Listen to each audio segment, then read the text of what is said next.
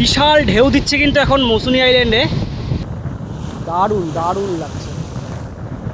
এরকম লাইটিং দিয়ে সাজানো হয়। এবার পমফ্রেট খেয়ে দেখি। এই জায়গাটার কথা যেটা বলছিলাম আপনাদের, মাচানটা পুরো কাঁপছে, মানে এটা একটা অন্যরকম কিন্তু ভালো লাগছে বেশ।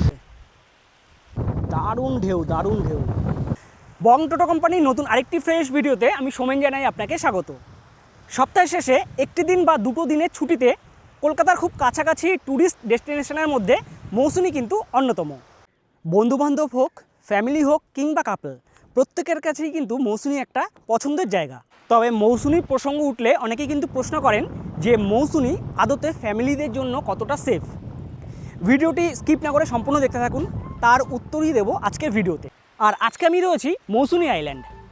এই ভিডিওতে দেখাবো কিভাবে আমি মৌসুনি আইল্যান্ডে এলাম, কোথায় রয়েছি, কত কি খরচ পড়ছে, এর সমস্ত কিছুর ফুল ইনফরমেশান। তাহলে শুরু করা যাক ভিডিওটি শিয়ালদা স্টেশন থেকে। যারা জানেন না তাদের জন্য একটু বলে দিই, মৌসুনি আইল্যান্ডে যাওয়ার জন্য কিন্তু প্রথমেই যেতে হবে নামখানা। আর আমি আজকে শিয়ালদা থেকে নামখানা যাচ্ছি, শিয়ালদার দক্ষিণ শাখা থেকে 7:15 নামখানা লোকাল ধরে। তো চলুন যাওয়া যাক, বাকি কথা হচ্ছে ট্রেনে উঠে।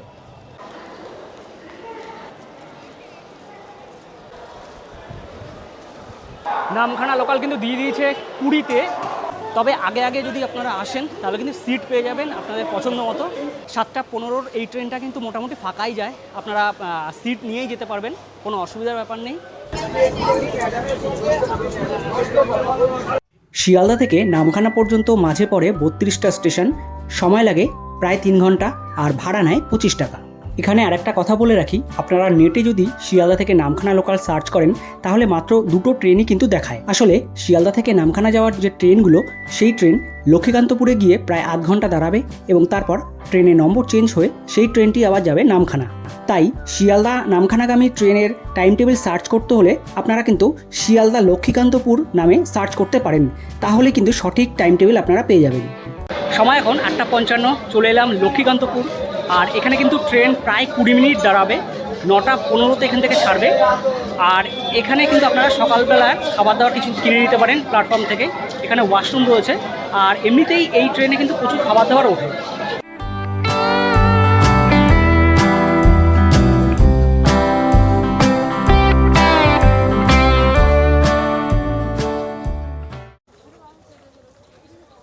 সময় এখন 10:10, পৌঁছে গেলাম নামখানা। এবার এখান থেকে যাব পাতিবুনিয়ার ঘাট। স্টেশনের বাইরে থেকে টোটো পাওয়া যায়, তবে আমি মিনিট 2 হেঁটে মেন রোডে যাব। ওখান থেকে কিন্তু টোটো, ম্যাজিক ভ্যান এগুলো পাওয়া যায় শেয়ারিংয়ে। এই যে স্টেশনের বাইরে বেরোলেই কিন্তু পাবেন টোটো স্ট্যান্ড, প্রচুর টোটো। শেয়ারে কত মৌসুমি? 2 জন আছি, 60 টাকা। মানে পাতিবুনিয়া ঘাট তো না, হুজ্জুতি ঘাট যাবো, ওরা প্রচুর খারাপ। হুজ্জুতি ঘাট আমাদের ওই ক্যাম্পটা তো, ক্যাম্প এক জায়গায়, ওখান থেকে ডিস্টেন্সটা বেশি হয়ে যাবে না? কেন এ ধারে 7 কিলো। আর তোমরা ইসে কত নাও, রিজার্ভে কত নাও? রিজার্ভে 350 টাকা। 350। এখানে কিন্তু সমস্ত টোটো দাঁড়িয়ে রয়েছে। এখান থেকে হুজ্জুতির ঘাটে যাচ্ছে 60 টাকা করে, আর চাইলে আপনারা রিজার্ভ করে নিতে পারেন। 250-300 টাকার মধ্যে কিন্তু এরা নিয়ে নিচ্ছে।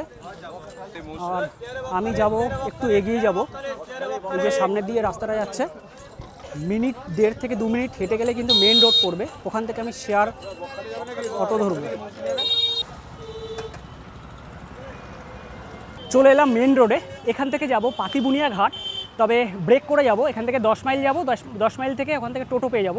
মৌসুনি যাওয়ার জন্য রয়েছে 3টি ঘাট, সেগুলো হলো হুজ্জুতির ঘাট, বাগডাঙ্গার ঘাট আর পাতিবুনিয়ার ঘাট। পাতিবুনিয়ার ঘাট নামখানা থেকে একটু দূরে হলেও নদী পার হওয়ার পর বিচ ক্যাম্পগুলো কিন্তু বেশ কাছাকাছি হয়। আর হুজ্জুতির ঘাট এবং বাগডাঙ্গার ঘাট নামখানা থেকে কাছাকাছি হয়, কিন্তু নদী পার হয়ে বিচ ক্যাম্পগুলো একটু দূরে পড়ে। আপনারা আপনাদের পছন্দ মতো ঘাট দিয়ে আসতে পারেন।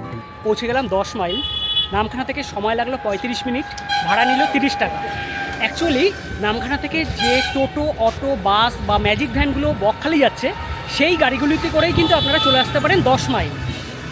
এই দিকটা দিয়ে আমি আসলাম, অর্থাৎ নামখানার দিক থেকে। এই হচ্ছে 10 মাইল, আর মেন রোড এই দিকটা চলে গেছে বকখালির দিকে। আর ডান দিকে একটা রাস্তা ঢুকে গেছে, এই যে মোড়টা, এই মোড়ের এখান থেকে কিন্তু পাতিবুনিয়া ঘাটে যাওয়ার জন্য টোটো পাওয়া যায়। এই যে এখানে টোটো রয়েছে, এখান থেকে টোটোতে পাতিবুনিয়া ঘাট লাগছে 15 টাকা করে। টোটো ছিল, তবে ভটভটি ভ্যানে উঠে গেছি। ভাবি কেমন লাগছে? আর একটা আলাদা রকম অভিজ্ঞতা। সত্যি দারুণ। অনেকদিন এরকমভাবে ঘুরতে বেরোনো হয় না, খুবই ভালো লাগছে। প্রচণ্ড নেচে নেচে দুলে দুলে যাচ্ছি, কারণ রাস্তার অবস্থা খুব খারাপ।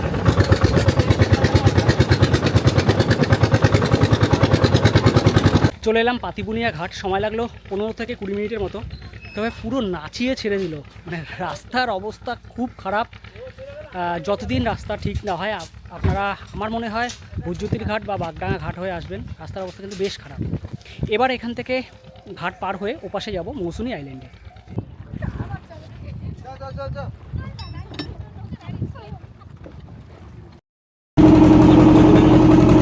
মৌসুনি দ্বীপের ভৌগোলিক অবস্থানটা একটু বলে দিই। হুগলি নদী যেখানে সাগরে এসে মিশেছে, সেখানে তৈরি হয়েছে বেশ কিছু দ্বীপ, তার মধ্যে সাগর দ্বীপ অন্যতম। এই সাগর দ্বীপের পূর্বে রয়েছে মৌসুনি, আর মৌসুনির দক্ষিণ পূর্বে রয়েছে বকখালি। আরও পূর্ব দিকে গেলে রয়েছে সুন্দরবন। মৌসুনি দ্বীপ ও সাগর দ্বীপের মাঝখানে বয়ে যাওয়া হুগলি নদীর এই চ্যানেলটিকে বলা হয় মুড়িগঙ্গা। চেনাই নদী পার হতে লাগলো 5 মিনিটের মতো, ভাড়া নিল 10 টাকা। নৌকো থেকে নেমে একটু সামনের দিকে এগিয়ে যাব, সামনে কিন্তু পেয়ে যাব টোটো। সামনেই রয়েছে টোটো, সমস্ত টোটো রয়েছে। এই টোটোগুলোই কিন্তু যাচ্ছে মৌসুনি। আপনারা যে ক্যাম্পে যাবেন সেই ক্যাম্পের কথা বলবেন, আপনাদের কিন্তু সেখানে নিয়ে যাওয়া হবে। কত করে ভাড়া? 25। বাবা, এখান থেকে মৌসুনি ক্যানভাস পর্যন্ত টোটোতে শেয়ারিংয়ে ভাড়া লাগছে কিন্তু 25 টাকা করে।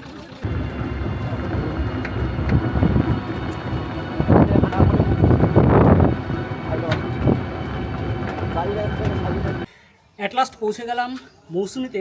আজকে যেখানে থাকবো, আমাদের বিচ ক্যাম্প মৌসুনি ক্যানভাসে। ঘাট থেকে মোটামুটি মিনিট 15 মতো লাগলো।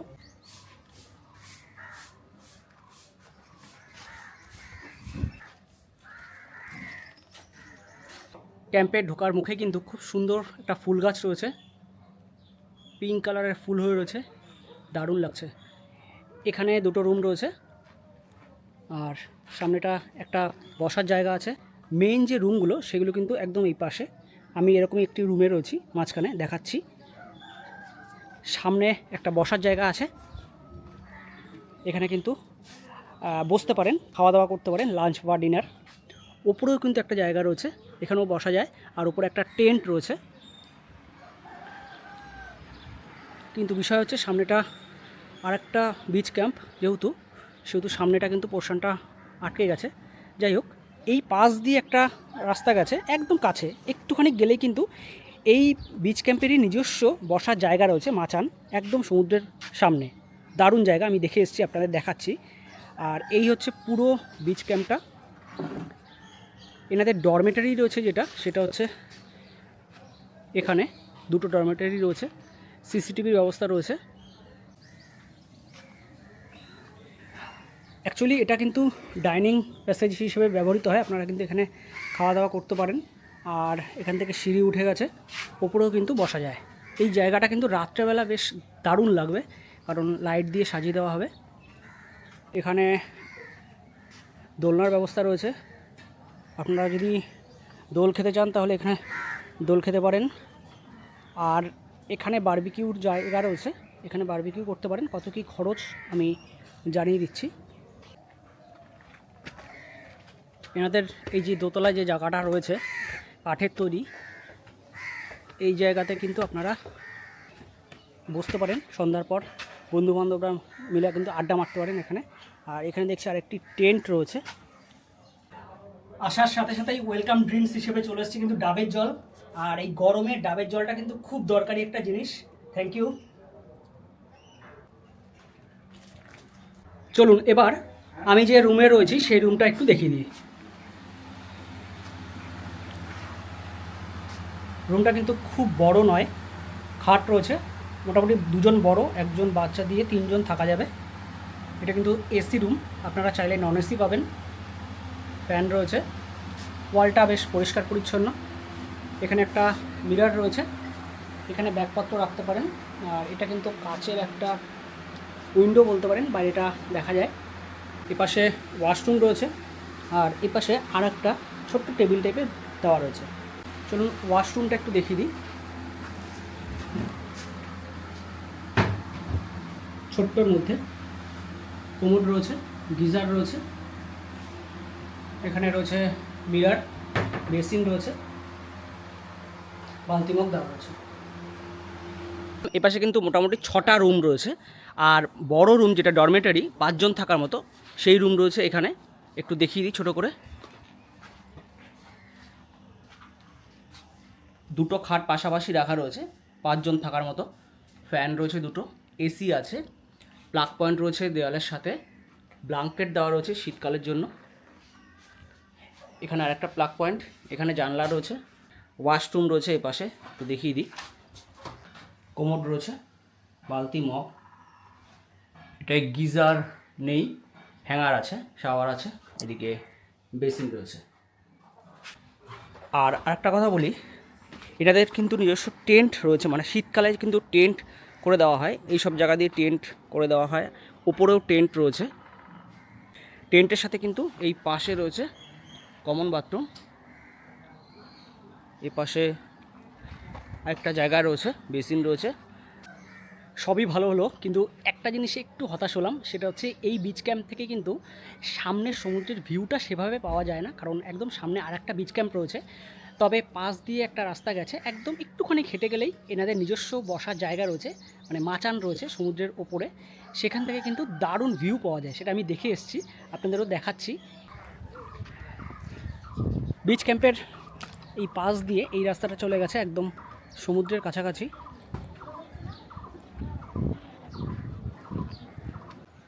চলে এসেছি একদম বিচ ক্যাম্পের কাছে।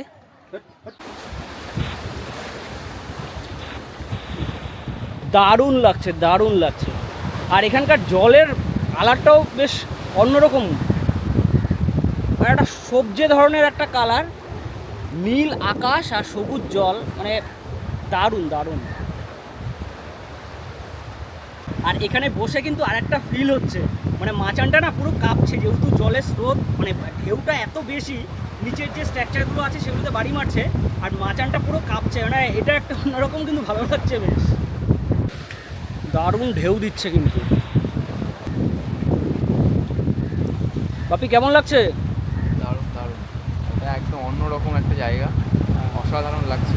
মানে অনেক দিন পর আমি বাইরে বেরোলাম, তো খুব ভালো লাগছে, সত্যিই ভালো লাগছে। মানে সমুদ্রে আসলে যদি সমুদ্রে জল না থাকে তাহলে সেটা কিন্তু ঠিক ভালো লাগে না।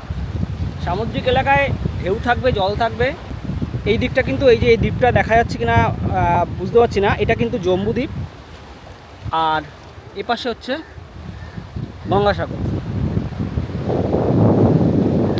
অ্যাকচুয়ালি যেটা ভেবেছিলাম যে আমাদের বিচ ক্যাম্পের সামনে দিয়ে যেহেতু ভিউটা পাওয়া যাচ্ছে না, সেহেতু কেমন কি লাগবে, তবে পাশের রাস্তাটা দিয়ে যদি এই এনাদের নিজস্ব এই বসার জায়গাটায় চলে আসেন, এই জায়গাটা কিন্তু দারুণ লাগবে, একদম ছায়া দেওয়া একটা জায়গা, আর এখান থেকে কিন্তু সমুদ্রের অসাধারণ একটা ভিউ পাবেন। মোট কথা এইখানে বসেই কিন্তু আপনাদের সারাটা দিন কেটে যাবে। এখানে যদি ফ্যামিলি নিয়ে কেউ আসে তাহলে এখানে কি মানে কোনো সেফটির ব্যবস্থা কী রয়েছে, কোনো সিকিউরিটি কোনো অসুবিধা নেই তো এখানে? না না, কিছু অসুবিধা নেই। আমাদের এমনিতে সিসি ক্যামেরা আছে, তাছাড়া আমাদের এখানটা পুলিশ প্রশাসন তারাও কোনো অসুবিধার কোনো ব্যাপার নেই তো? আজও কোনো দুর্ঘটনা ঘটেনি, ঘটেনি। যে কারোর সঙ্গে উল্টো পাল্টা হয়ে গেছে। আচ্ছা আচ্ছা, এরকম সেসব কোনো সমস্যার ব্যাপার নেই। হ্যাঁ। ঠিক আছে। সময় এখন দুপুর 1:30, প্রচণ্ড খিদে পেয়ে গেছে, ব্রেকফাস্ট সেভাবে করা হয়নি, তো লাঞ্চ দিয়ে দেওয়া হয়েছে। আর মৌসুমীতে কিন্তু লাঞ্চ একটা বড় ব্যাপার, কারণ এখানে খাওয়া দাওয়ার কিন্তু এলাই ব্যবস্থা থাকে। লাঞ্চে কী কী দেওয়া হয়েছে আপনাদের একটু দেখিয়ে দিই। রয়েছে সাদা ভাত, স্যালাড, পেঁয়াজ, লঙ্কা, শসা, লেবু, আলু ভাজা রয়েছে, ডাল আছে, পাঁপড় ভাজা আছে, এখানে 5 মিশালি একটা সবজি রয়েছে, এখানে রয়েছে কিন্তু চিংড়ি, বেশ বড় সাইজের চিংড়ি রয়েছে, এখানে রয়েছে পমফ্রেট, সেটাও কিন্তু বেশ সাইজের পমফ্রেট দেওয়া হয়েছে, আর এখানে আছে আমের চাটনি। আর খাবার দাবার কিন্তু একদম গরম গরম ফ্রেশ খাবার। কিন্তু আমি যেখানেই যাই ডালটা যদি মানে মনোপুত হয় না, খাওয়ার আমেজটাই পাল্টে যায়। কারণ আমার ওই ডাল দিয়ে আলু ভাজা দিয়ে ব্যাপারটা খুব ভালো লাগে। গ্রেভিটা কিন্তু বেশ কালারফুল হয়েছে, রান্নাবান্না কিন্তু বেশ ভালো। চিংড়ির মালাইকারিটাও কিন্তু বেশ ভালো করেছে, তবে মিষ্টিটা আমার কাছে একটু বেশি লাগছে। এবার পমফ্রেট খেয়ে দেখি কেমন হচ্ছে। এই যে সমুদ্র তীরবর্তী যে এলাকা, মৌসুনি বলুন বা বকখালি, এই সমস্ত জায়গার মানুষদের কিন্তু জীবন জীবিকা মানে প্রচণ্ড কঠিন। কারণ এক একটা ঝড় যখন আসে তখন কিন্তু সমস্তটা ক্ষতি হয়ে যায়, মানে আবার নতুন করে এরা জীবনধারা শুরু করে। আর এখানে তো হাসপাতাল বলতে সেরকম খুব একটা নেই, স্বাস্থ্যকেন্দ্র রয়েছে, হাসপাতাল রয়েছে চিনাই নদীর ওপাশে। তো হঠাৎ করে মানুষের যদি প্রয়োজন হয়ে পড়ে সেটা কিন্তু খুব কঠিন একটা ব্যাপার। আমরা যেমন সমস্তটা অ্যাভেলেবেল পেয়ে যাই, এখানকার বসবাসকারী মানুষদের কাছে কিন্তু সেটা অনেক কঠিন হয়ে দাঁড়ায়। গুড আফটারনুন, এখন বিকেল প্রায় 5টা। লাঞ্চ করার পর একটু ঘুম হলো হালকা, তারপর বেরিয়ে পড়ছি। পাশেই একটা জায়গা রয়েছে যেখানে কিছুটা ম্যানগ্রোভ অরণ্য রয়েছে এবং একটা ছড়ানো জায়গা রয়েছে শুনলাম। তো সেই জায়গাটা দুপাশে বেশ মাটির বাড়ি, একটা টিপিক্যাল গ্রাম্য পরিবেশ।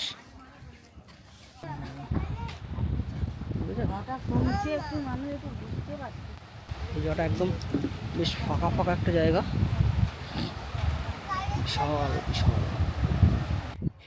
এই যে ম্যানগ্রোভ যে জায়গাটার কথা বললাম, কিছু গাছ রয়েছে ম্যানগ্রোভ জাতীয় গাছ, এবং এখানটা না পাড় বাঁধানো, উঁচু পাড় বাঁধানো, এবং তার উপরটা ত্রিপল দিয়ে একদম ঢাকা। মৌসুমীতে আসলে আপনি যে ক্যাম্পেই থাকুন না কেন, এই জায়গাটা কিন্তু আসবেন। এই ম্যানগ্রোভ যে জায়গাটা, এখানে বেশ কিছু ম্যানগ্রোভ জাতীয় গাছ রয়েছে এবং উঁচু পাড় রয়েছে, এই জায়গাটা কিন্তু ভালো লাগবে।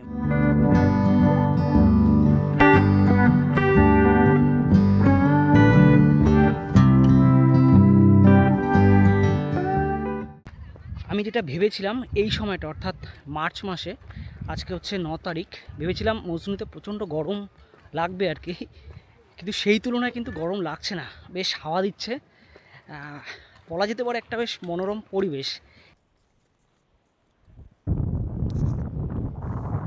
এই যে পাড়, এই পাড় বরাবর কিন্তু হেঁটে আসলাম, এখান থেকে নেমে পড়লাম, এবার যাচ্ছি একটু ভেতরের দিকে।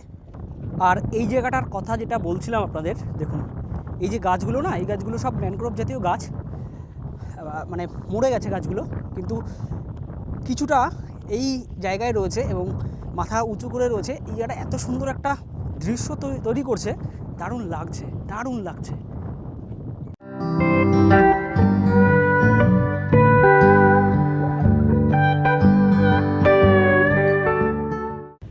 সূর্য অস্ত যাচ্ছে মৌসুনি আইল্যান্ডে, আর আমি দাঁড়িয়ে রয়েছি এই ফাঁকা জায়গাটা, মানে এই জায়গাটা ছেড়ে যেতে ইচ্ছে করছে না, সত্যিকার অসাধারণ লাগছে।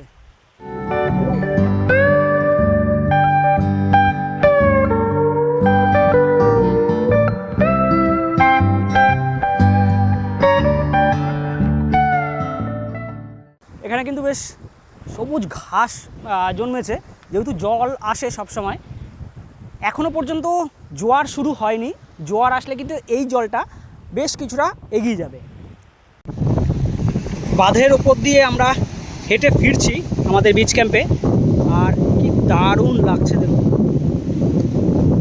এখন মূলত জোয়ার এসছে, বিশাল বিশাল ঢেউ দিচ্ছে, দারুণ লাগছে, দারুণ লাগছে দেখুন।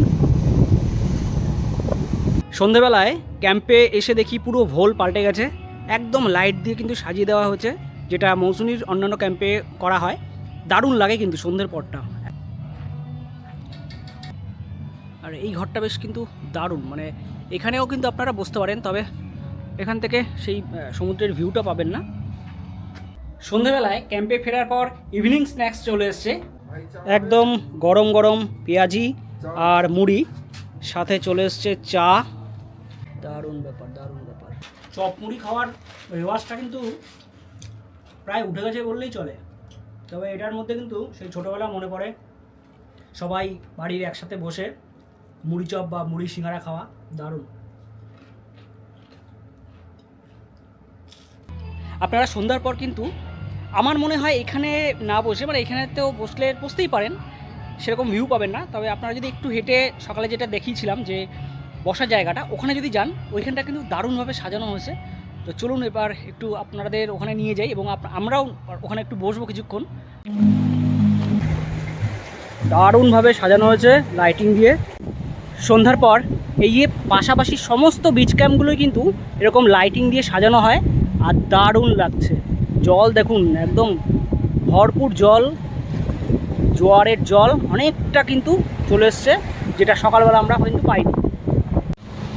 আর এখানে কিন্তু বক্সের ব্যবস্থা রয়েছে, আপনারা চাইলে ব্লুটুথে গান শুনতে পারেন।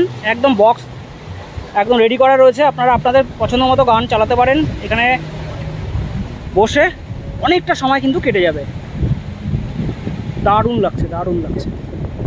সকালবেলা আসার পর কিছুটা হলেও কিন্তু হতাশ হয়েছিলাম যে আমাদের ক্যাম্পের সাথে লাগোয়া কোনো বসার জায়গা নেই, যেটা একটু হেঁটে আসতে হয়, খুব সামান্য একটুখানি হেঁটে আসলেই এই জায়গাটা রয়েছে।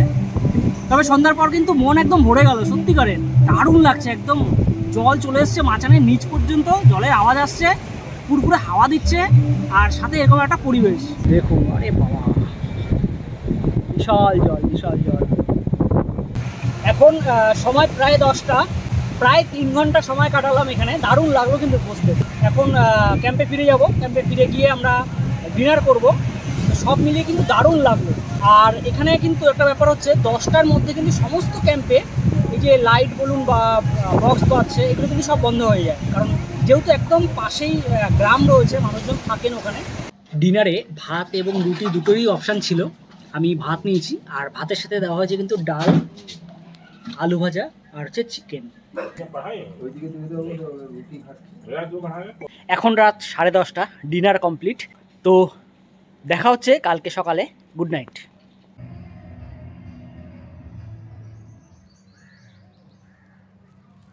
সকালবেলায় আর একবারের জন্য এই বাঁধের জায়গাটায় আসলাম, যেখান দিয়ে কালকে আমরা গিয়েছিলাম।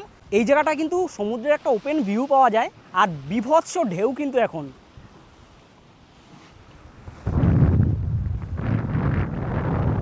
দারুণ ঢেউ, দারুণ ঢেউ। আর সকালে যেহেতু ওয়েদারটা ক্লিয়ার, নীল আকাশ আর সাথে সবুজ জলরাশি, সব মিলিয়ে কিন্তু একদম মানে ফাটাফাটি একটা ব্যাপার। দারুণ দারুণ লাগছে। এবার বলে দিই মৌসুনি ক্যানভাসের যে ট্যারিফ রয়েছে সেটা সম্পর্কে। এখানে যে টেন্টগুলো রয়েছে সেটি হচ্ছে 1000 টাকা, আর আমরা যে রুমে রয়েছি সেগুলো হচ্ছে 1200 টাকা, 4 বেলা খাবার এবং থাকা দিয়ে। এখন সকাল 9:30, বেশ কিছুটা বাইরের থেকে ঘুরে আসলাম, ভালো লাগলো। তো এবার ব্রেকফাস্ট করব, ব্রেকফাস্ট করে কিন্তু চেক আউট করবো এখান থেকে। একটু দেখিয়ে দিই ব্রেকফাস্টে কী কী দেওয়া হয়েছে।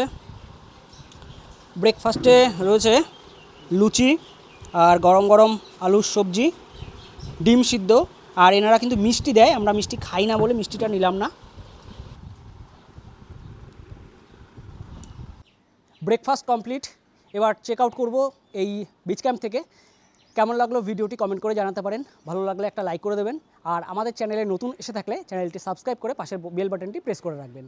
ধন্যবাদ, দেখা হচ্ছে সামনের নতুন ভিডিওতে।